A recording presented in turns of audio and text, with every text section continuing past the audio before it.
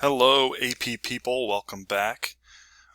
We are going to be looking at the actual fighting of the Civil War today, the battles, main battles. Now, I know this is not in the AP curriculum. They'll never ask you about it. They might ask you the political implications of some of these, but never about the battles themselves, which I think is a real shame because it's tough to study a war and not study the men who died on the battlefield. So we're going to spend one day on the battles. Let's get into it. Alright, so if you look at this, most of the fighting that is studied by most people was done in the East. The Eastern, they typically call it the Eastern Front, focusing on Robert E. Lee's army and Stonewall Jackson. Now, there's good reason for that. They were devastating on the battlefield. They were the great practitioners of Napoleonic warfare, as it's called, lining up like you've seen in the movies and trading volleys. However, in recent years, historians have really shown that the Western Front was, in many ways, as or more important, largely because of that Anaconda Plan, right? Choking off the South's ability to move goods and people on the Mississippi really cut the Confederacy in half. If you look, Louisiana, Arkansas, and Texas were cut off from the rest of the Confederacy. So, let's take a look at how this progresses. So the very first battle of the war, check out that dope animation. The very first battle of the war is the Battle of Bull Run. The Northern troops, the Union troops, would typically name battles after a geographic feature, like a river, a mountain, something like that.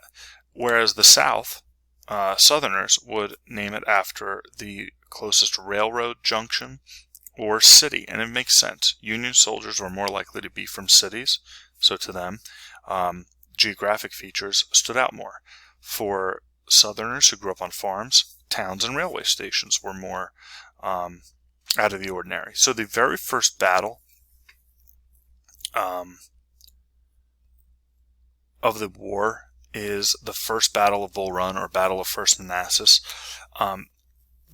Many people thought this was going to be a one-battle war. The Union would come out, crush the Confederacy, and the Confederates would go home. It was so much of a spectacle, in fact, that people came out to watch with picnic blankets, and like it was a carnival.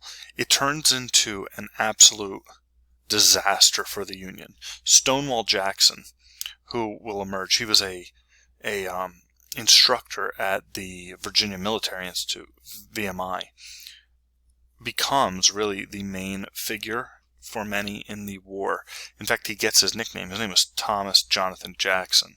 He got his nickname from the first Battle of Bull Run, where a North Carolinian general was watching, and the rest of the Confederates seemed to be falling back, and he said, "There stands Jackson like a stone wall," meaning he wasn't moving, wasn't being pushed back. "There stands Jackson like a stone wall. Rally behind the Virginians, boys, rally behind the Virginians." So Stonewall Jackson became his nickname.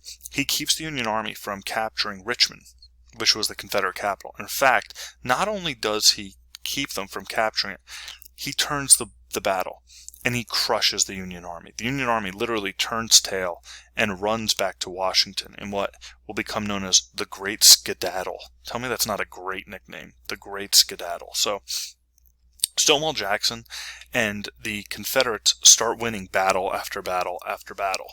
If we look here, Shiloh is another huge bloody battle. The Battle of New Orleans.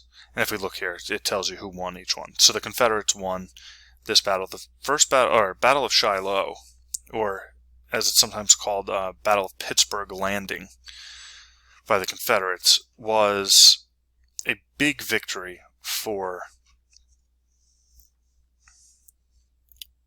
the Union. Sorry, just had a momentary lapse of memory. And Shiloh really it's in such an important battle because the main Confederate commander, so they were up against the Shiloh River, and the main Confederate commander, whose name was Albert Sidney Johnson, proudly said to his troops, they had the Union trapped against the river, and he said, "Tonight we will water our horses at the river."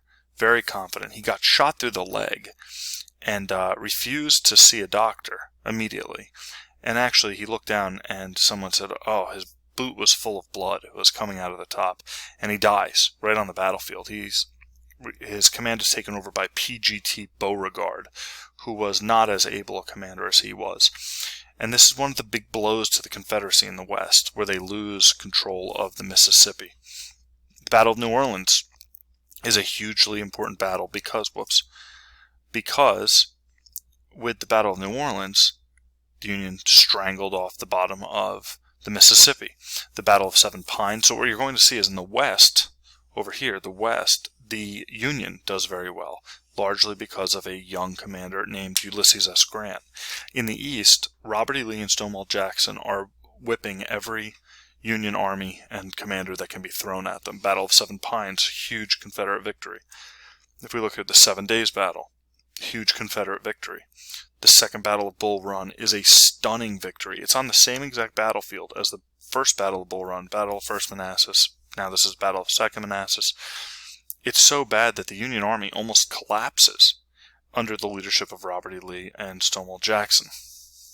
So this is what I'm saying. From 1861 to 1862, the Confederates are dominating in the East, but the United States is winning in the West.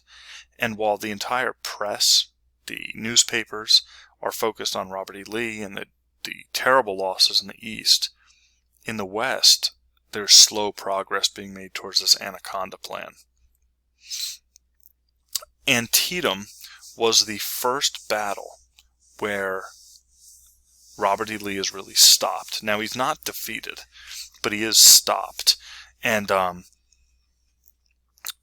he tried to invade Maryland. So Antietam's actually in Maryland.